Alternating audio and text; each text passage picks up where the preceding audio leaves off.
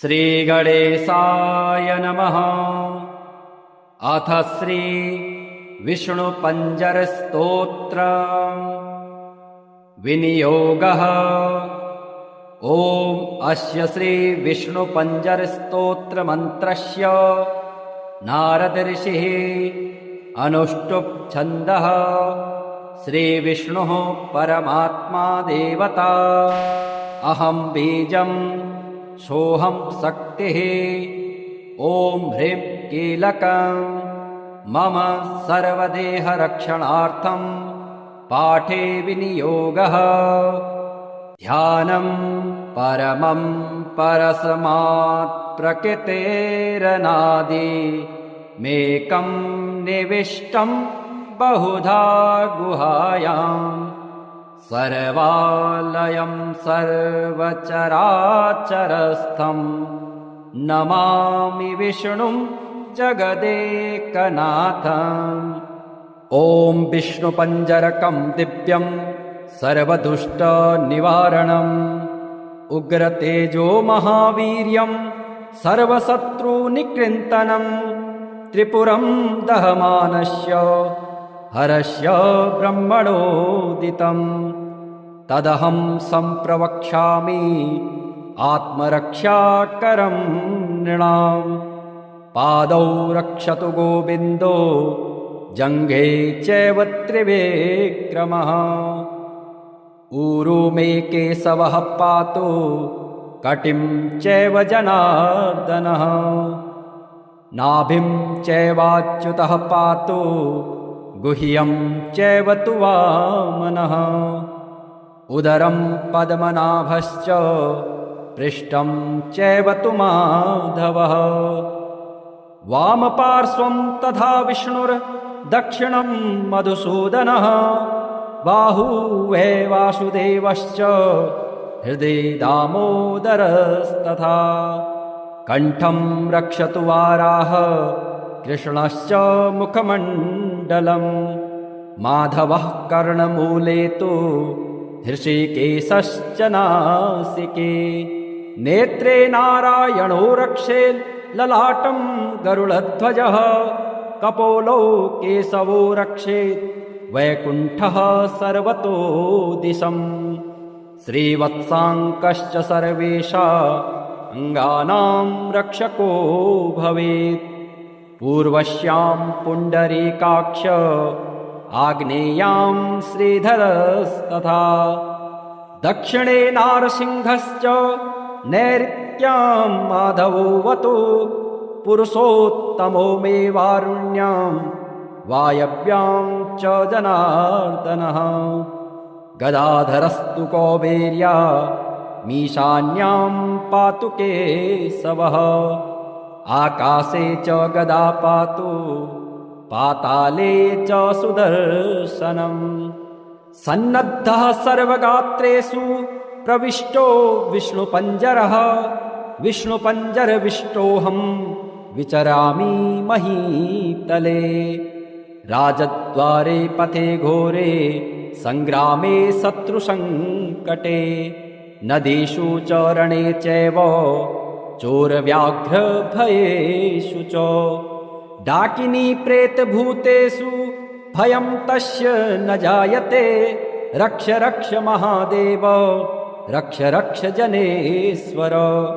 रक्षन्तु देवताः सर्वा ब्रह्मा विष्णु महेश्वरः। जले रक्षतु वाराह स्थले रक्षतु वामनः। अटव्यां नारसिंहश्च सर्वतः पातु केशवः। दिवा रक्षतु मां सूर्यो रात्रौ रक्षतु चन्द्रमः। पन्थानां दुर्गमं रक्षेत् सर्वमेव जनार्दनः। रोगविघ्नहतश्चैव ब्रह्मः गुरुतल्पगः। स्त्रीहन्ता बालघाती च सुरापो वृषलेपति। मुच्यते सर्वपापेभ्यो यः पठेन्नात्र संशयः। अपुत्रो लभते पुत्रं धनार्थी लभते धनम्। विद्यार्थी लभते विद्यां मोक्षार्थी लभते गतिम् आपदो हरते नित्यं विष्णुस्तोत्रार्थसम्पदा यस्त्विदं पठते स्तोत्रं विष्णुपञ्जरमुत्तमम् मुच्यते सर्वपापेभ्यो विष्णुलोकं स गच्छति गोसहस्रफलं तस्य वाजपेयशतस्य च अश्वमेधसहस्रस्य फलं प्राप्नोति मानवः सर्वकामं लभेदस्य पठनान्नात्र संशयः जले विष्णुः स्थले विष्णुर्विष्णुः पर्वतमस्तके ज्वालामालाकुले विष्णुः सर्वं विष्णुमयं जगत् तुलस्योवाच ॐ नमो भगवते तुभ्यं नारायण जगत्पते केवलानुभवानन्द स्वरूप परमेश्वर कंसारये महेशाय केशवाय नमोऽस्तुते हरये नरसिंहाय श्रीकान्ताय नमो नमः नमो भक्त्यैकलभ्याय तर्कदूराय ते नमः नमो वेदान्तवेद्याय विद्यावेद्याय ते नमः नमस्ते श्रुतिगम्याय श्रुतिस्तुत्याय ते नमः नमो नीलघनश्याम तनवे धृतमूर्तये बहुरूपोरुरूपाय निरूपाय नमो नमः पूजकाय च पूज्याय पत्रपुष्पफलः प्रभो अभवाय भवेच्छेत्रे सुखदुःखप्रदाय च तवैवाहं सुखकरा पञ्चमे प्रभुरीश्वर नमस्तुभ्यं नमस्तुभ्यं नमस्तुभ्यं हरे नमः इति श्रुत्वा दण्डवत्सा कृत्वा तञ्च प्रदक्षिणम् पुनस्तुष्टावतुष्टात्मा वचोभिर्मलः सखी नारायणाय सुरमण्डनमण्डनाय नारायणाय सकलस्थितिकारणाय नारायणाय भवभीतिनिवारणाय नारायणाय प्रभवाय नमो नमस्ते नारायणाय शतचन्द्रनिभाननाय नारायणाय मणिकुण्डलधारणाय नारायणाय निजभक्तपरायणाय नारायणाय सुभगाय नमो नमस्ते नारायणाय सुरलोकप्रपोषकाय नारायणाय खलदुष्टविनाशकाय नारायणाय दितिपुत्रविमर्दनाय नारायणाय सुलभाय नमो नमस्ते नारायणाय रविमण्डलसंस्थिताय नारायणाय परमार्थप्रदर्शनाय नारायणाय अतुलाय अतीन्द्रयाय नारायणाय विरजाय नमो नमस्ते नारायणाय रमणाय रमावराय नारायणाय रसिकाय रसोत्सुकाय नारायणाय रजोवर्जितनिर्मलाय नारायणाय वरदाय नमो नमस्ते नारायणाय वरदाय मुरोत्तमाय नारायणाय अखिलान्तरसंस्थिताय नारायणाय भयशोकविवर्जिताय नारायणाय प्रबलाय नमो नमस्ते नारायणाय निगमाय निरञ्जनाय नारायणाय च हराय नरोत्तमाय नारायणाय कटिसूत्रविभूषणाय नारायणाय हरये महते नमस्ते। वारायणाय कटकाङ्गदभूषणाय नारायणाय मणिकौस्तुभशोभनाय नारायणाय तुलमौक्तिकभूषणाय नारायणाय चयमाय नमो नमस्ते। नारायणाय रविकोटिप्रतापनाय नारायणाय शशिकोटिसुसेतलाय नारायणाय यमकोटिदुरासदाय नारायणाय करुणाय नमो नमस्ते। नारायणाय मुकुटोज्ज्वलसोज्ज्वलाय नारायणाय मणिनूपुरभूषणाय नारायणाय ज्वलिताग्निशिखप्रभाय नारायणाय हरये गुरवे नमस्ते। नारायणाय दशकण्ठविमर्दनाय नारायणाय विनतात्मजवाहनाय नारायणाय मणिकौस्तुभभूषणाय नारायणाय परमाय नमो नमस्ते। नारायणाय विदुराय च माधवाय नारायणाय कमठाय महीधराय नारायणाय उर्गाधिपमञ्चकाय नारायणाय विरजापतये नमस्ते। नारायणाय रविकोटिसमाम्बराय नारायणाय च हराय मनोहराय नारायणाय निजधर्मप्रतिष्ठिताय नारायणाय च मखाय नमो नमस्ते। नारायणाय भवरोगरसायनाय नारायणाय शिवचापप्रतोटनाय नारायणाय निजवानरजीवनाय नारायणाय सुभुजाय नमो नमस्ते। नारायणाय सुरथाय सुहृच्छिताय नारायणाय कुशलाय धुरन्धराय नारायणाय गजपाशविमोक्षणाय नारायणाय जनकाय नमो नमस्ते। नारायणाय निजभृत्यप्रपोषकाय नारायणाय शरणागतपञ्जराय नारायणाय पुरुषाय पुरातनाय नारायणाय सुपथाय नमो नमस्ते।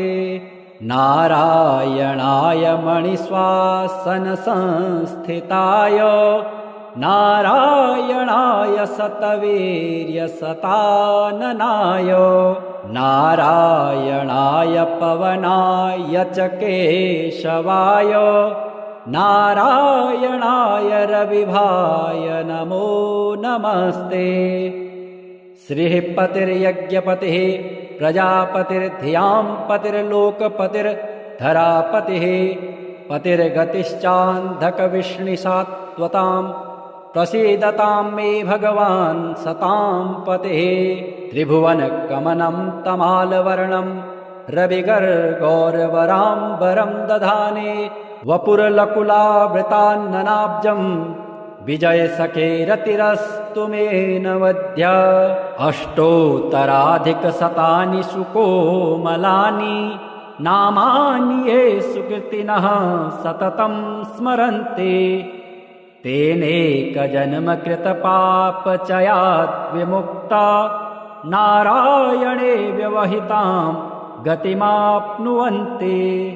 ॐ विष्णुपञ्जरकं दिव्यं सर्वदुष्टनिवारणम् उग्रतेजो महावीर्यं सर्वशत्रुनिकृन्तनं त्रिपुरं दहमानस्य हरस्य ब्रह्मणोदितं तदहं सम्प्रवक्ष्यामि आत्मरक्षाकरं नृणाम्।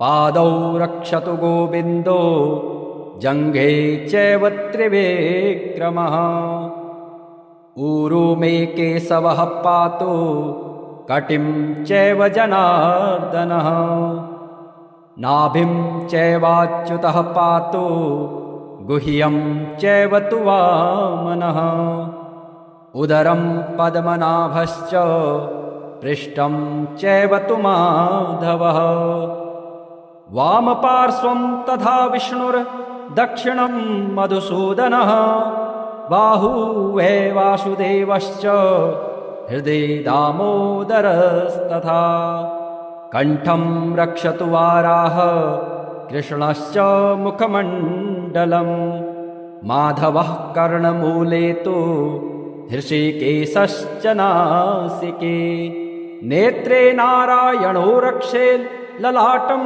गरुडध्वजः कपोलो केशवो रक्षेत् वैकुण्ठः सर्वतो दिशम् श्रीवत्साङ्कश्च सर्वेषां अङ्गानां रक्षको भवेत् पूर्वस्यां पुण्डरीकाक्ष आग्नेयां श्रीधरस्तथा दक्षिणे नारसिंहश्च नैऋत्यां माधवोऽवतु पुरुषोत्तमो मे वारुण्यां वायव्यां च जनार्दनः गदाधरस्तु कौबेर्या मीशान्यां पातु केशवः आकाशे च गदा पातु पाताले च सुदर्शनम् सन्नद्धः सर्वगात्रेषु प्रविष्टो विष्णुपञ्जरः विष्णुपञ्जरविष्टोऽहं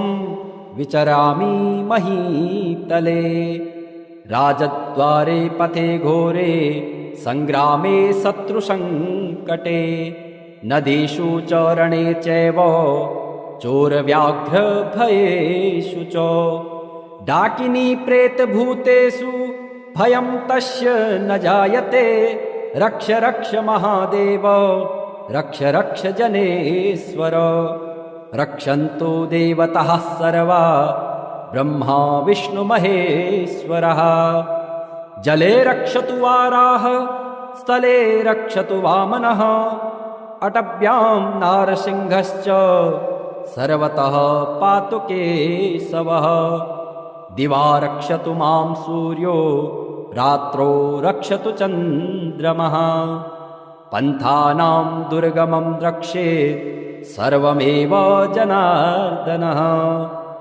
रोगविघ्नहतश्चैव ब्रह्मः गुरुतल्पगः स्त्रीहन्ता बालघाती च सुरापो वृषलेपति मुच्यते सर्वपापेभ्यो यः पठेन्नात्र संशयः अपुत्रो लभते पुत्रं धनार्थी लभते धनं विद्यार्थी लभते विद्यां मोक्षार्थी लभते गतिम् आपदो हरते नित्यं विष्णुस्तोत्रार्थसम्पदा यस्त्विदं पठते स्तोत्रं विष्णुपञ्जरमुत्तमम् मुच्यते सर्वपापेभ्यो विष्णुलोकं स गच्छति गोसहस्रफलं तस्य वाजपेयशतस्य च अश्वमेधसहस्रस्य फलं प्राप्नोति मानवः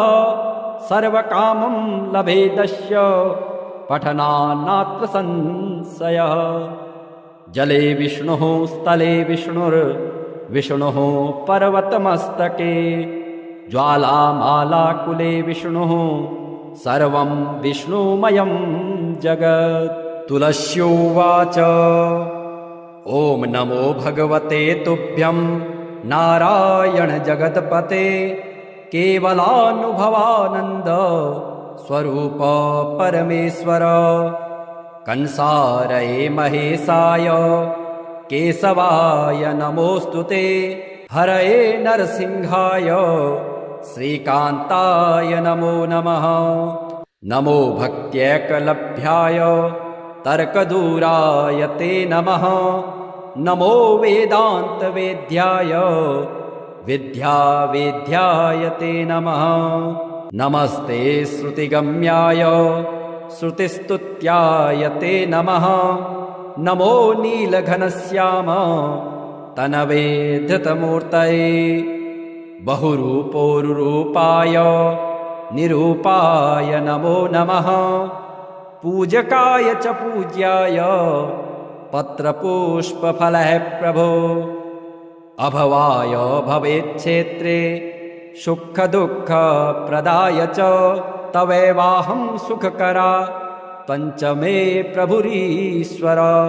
नमस्तुभ्यं नमस्तुभ्यं नमस्तुभ्यं हरे नमः। इति श्रुत्वा दण्डवत्सा कृत्वा तञ्च प्रदक्षिणं पुनस्तुष्टावतुष्टात्मा वचोभिर्मलः सखी। नारायणाय सुरमण्डनमण्डनाय नारायणाय सकलस्थितिकारणाय नारायणाय भवभीतिनिवारणाय नारायणाय प्रभवाय नमो नमस्ते। नारायणाय शतचन्द्रनिभाननाय नारायणाय मणिकुण्डलधारणाय नारायणाय निजभक्तपरायणाय नारायणाय सुभगाय नमो नमस्ते। नारायणाय सुरलोकप्रपोषकाय नारायणाय खलदुष्टविनाशकाय नारायणाय दितिपुत्रविमर्दनाय नारायणाय सुलभाय नमो नमस्ते। नारायणाय रविमण्डलसंस्थिताय नारायणाय परमार्थप्रदर्शनाय नारायणाय अतुलाय अतीन्द्रियाय नारायणाय विरजाय नमो नमस्ते। नारायणाय रमणाय रमावराय नारायणाय रसिकाय रसोत्सुकाय नारायणाय रजोवर्जितनिर्मलाय नारायणाय वरदाय नमो नमस्ते। नारायणाय वरदाय मुरोत्तमाय नारायणाय अखिलान्तरसंस्थिताय नारायणाय भयशोकविवर्जिताय नारायणाय प्रबलाय नमो नमस्ते। नारायणाय निगमाय निरञ्जनाय नारायणाय चहराय नरोत्तमाय नारायणाय कटिसूत्रविभूषणाय नारायणाय हरये महते नमस्ते। वारायणाय कटकाङ्गदभूषणाय नारायणाय मणिकौस्तुभशोभनाय नारायणाय तुलमौक्तिकभूषणाय नारायणाय च यमाय नमो नमस्ते। नारायणाय रविकोटिप्रतापनाय नारायणाय शशिकोटिसुशीतलाय नारायणाय यमकोटिदुरासदाय नारायणाय करुणाय नमो नमस्ते। नारायणाय मुकुटोज्ज्वलसोज्ज्वलाय नारायणाय मणिनूपुरभूषणाय नारायणाय ज्वलिताग्निशिखप्रभाय नारायणाय हरये गुरवे नमस्ते। नारायणाय दशकण्ठविमर्दनाय नारायणाय विनतात्मजवाहनाय नारायणाय मणिकौस्तुभभूषणाय नारायणाय परमाय नमो नमस्ते।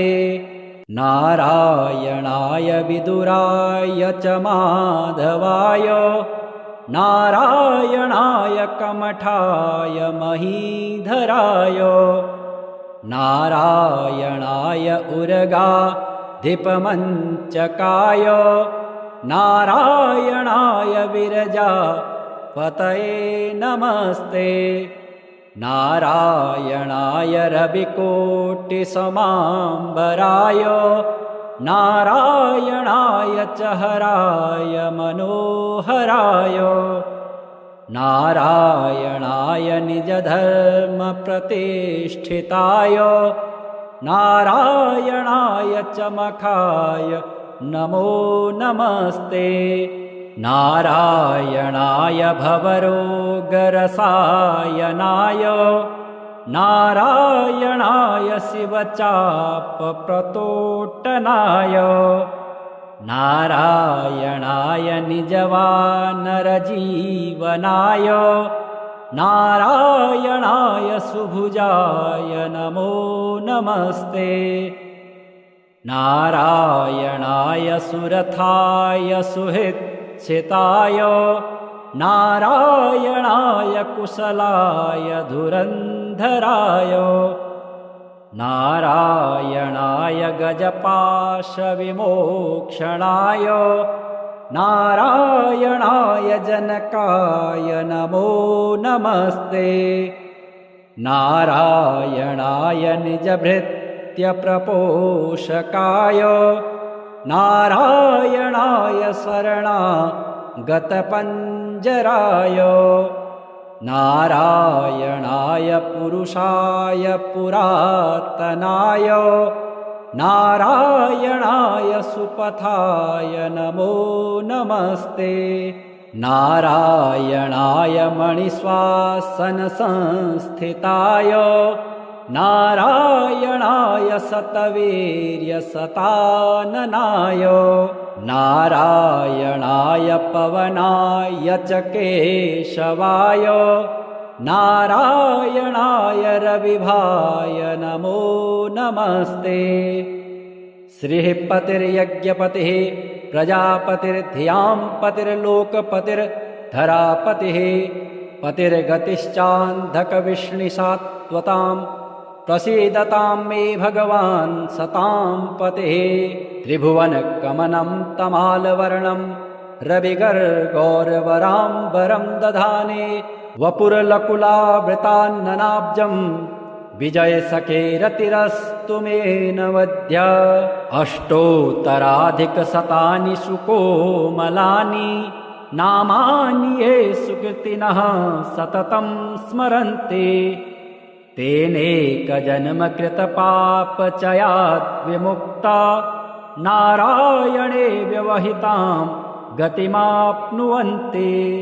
ॐ विष्णुपञ्जरकं दिव्यं सर्वदुष्टनिवारणम् उग्रतेजो महावीर्यं सर्वशत्रुनिकृन्तनं त्रिपुरं दहमानस्य हरस्य ब्रह्मणोदितं तदहं सम्प्रवक्ष्यामि आत्मरक्षाकरं नृणां।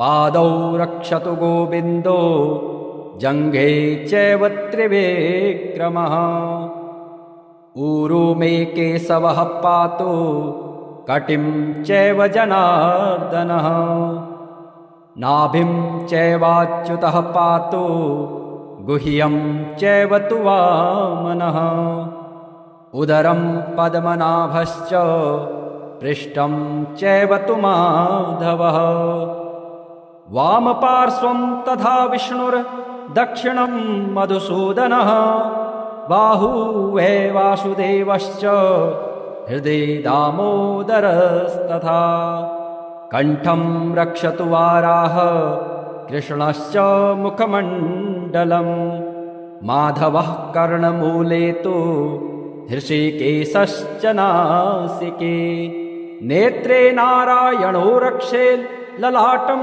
गरुडध्वजः कपोलौ केशवो रक्षेत् वैकुण्ठः सर्वतो दिशम् श्रीवत्साङ्कश्च सर्वेषां अङ्गानां रक्षको भवेत् पूर्वस्यां पुण्डरीकाक्ष आग्नेयां श्रीधरस्तथा दक्षिणे नारसिंहश्च नैऋत्यां माधवोऽवतु पुरुषोत्तमो मे वारुण्यां वायव्यां च जनार्दनः गदाधरस्तु कौबेर्या मीशान्यां पातु केशवः आकाशे च गदा पातु पाताले च सुदर्शनम् सन्नद्धः सर्वगात्रेषु प्रविष्टो विष्णुपञ्जरः विष्णुपञ्जरविष्टोऽहं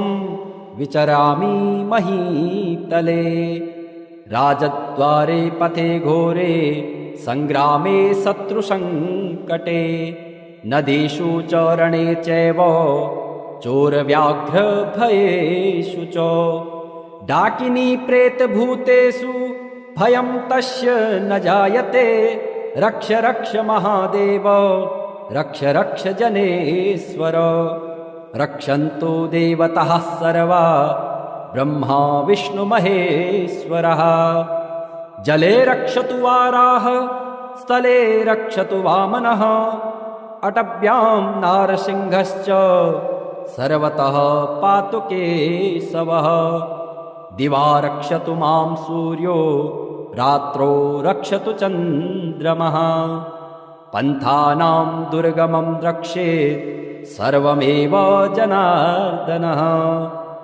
रोगविघ्नहतश्चैव ब्रह्मः गुरुतल्पगः स्त्रीहन्ता बालघाती च सुरापो वृषलेपते मुच्यते सर्वपापेभ्यो यः पठेन्नात्र संशयः अपुत्रो लभते पुत्रं धनार्थी लभते धनं विद्यार्थी लभते विद्यां मोक्षार्थी लभते गतिम् आपदो हरते नित्यं विष्णुस्तोत्रार्थसम्पदा यस्त्विदं पठते स्तोत्रं विष्णुपञ्जरमुत्तमम् मुच्यते सर्वपापेभ्यो विष्णुलोकं स गच्छति गोसहस्रफलं तस्य वाजपेयशतस्य च अश्वमेधसहस्रस्य फलं प्राप्नोति मानवः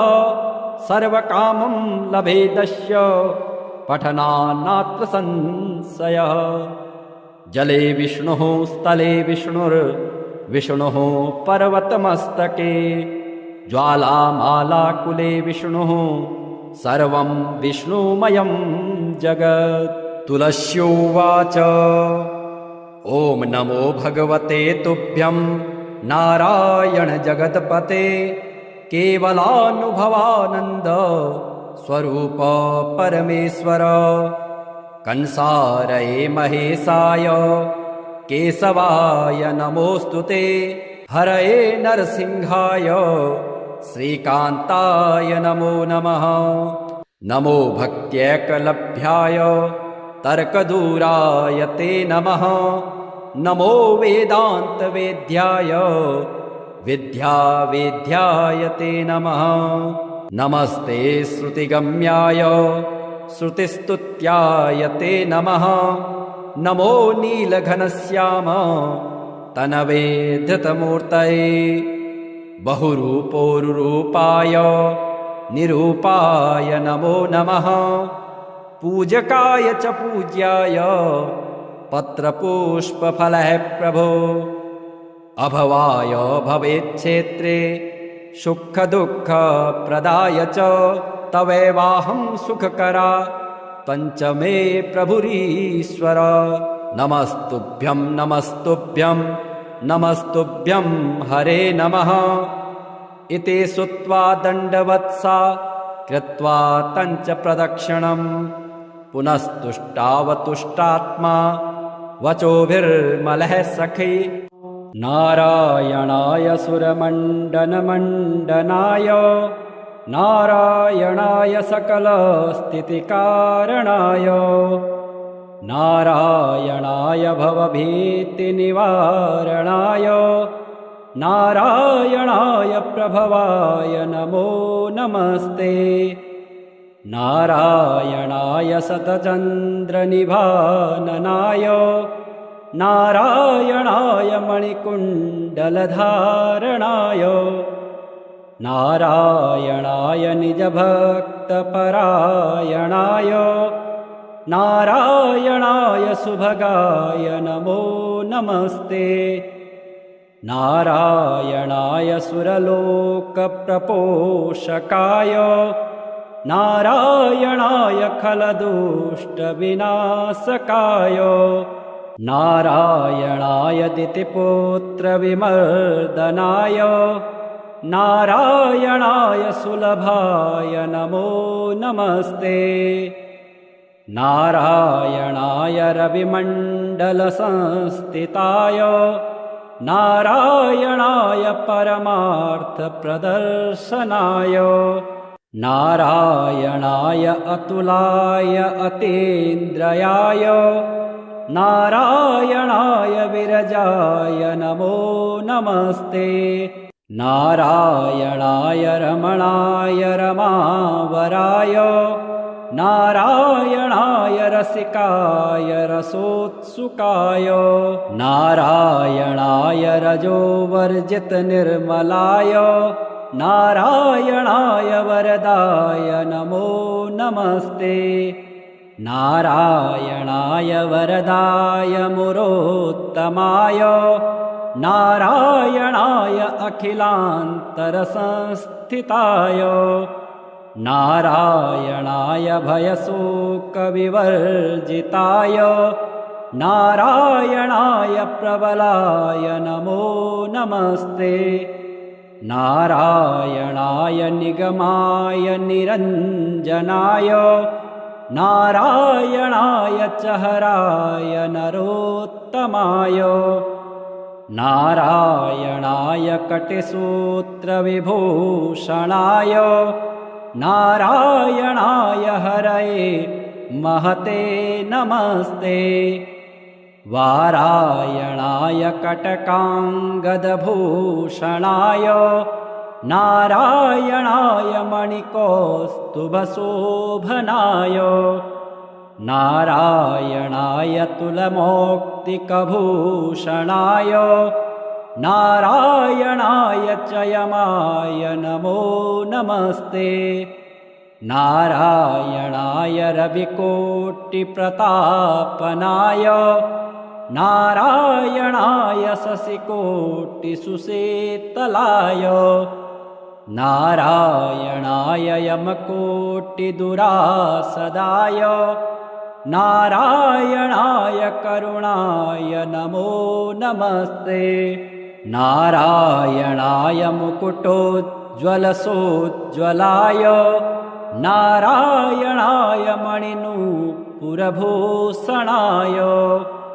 नारायणाय ज्वलिताग्निशिखप्रभाय नारायणाय हरये गुरवे नमस्ते नारायणाय दशकण्ठविमर्दनाय नारायणाय विनतात्मजवाहनाय नारायणाय मणिकौस्तुभभूषणाय नारायणाय परमाय नमो नमस्ते नारायणाय विदुराय च माधवाय नारायणाय कमठाय महीधराय नारायणाय उर्गाधिपमञ्चकाय नारायणाय विरजापतये नमस्ते नारायणाय रविकोटिसमाम्बराय नारायणाय च हराय मनोहराय नारायणाय निजधर्मप्रतिष्ठिताय नारायणाय च मखाय नमो नमस्ते नारायणाय भवरोगरसायनाय नारायणाय शिवचापप्रतोट्टनाय नारायणाय निजवानरजीवनाय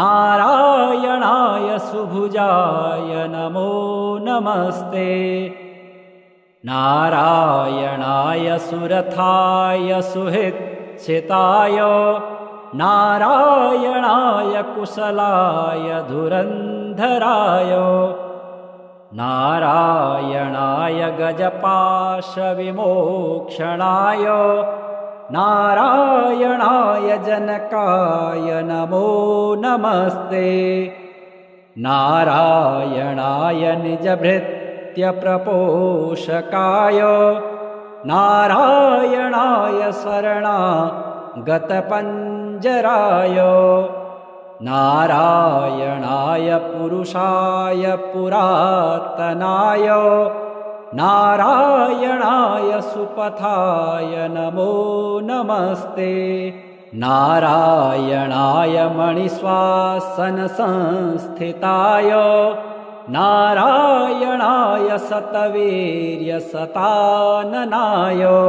नारायणाय पवनाय च केशवाय नारायणाय रविभाय नमो नमस्ते श्रीः पतिर्यज्ञपतिः प्रजापतिर्धियां पतिर्लोकपतिर्धरापतिः पतिर्गतिश्चान्धकविष्णुसात्वतां प्रसीदतां मे भगवान् सतां पतिः त्रिभुवनकमनं तमालवर्णं रविगर्गौरवराम्बरं दधाने वपुरलकुलावृतान्ननाब्जं विजयसखेरतिरस्तु मे नवद्य अष्टोत्तराधिकशतानि सुकोमलानि नामानि ये सुकृतिनः सततं स्मरन्ति तेनेकजन्मकृतपापचयात् विमुक्ता नारायणे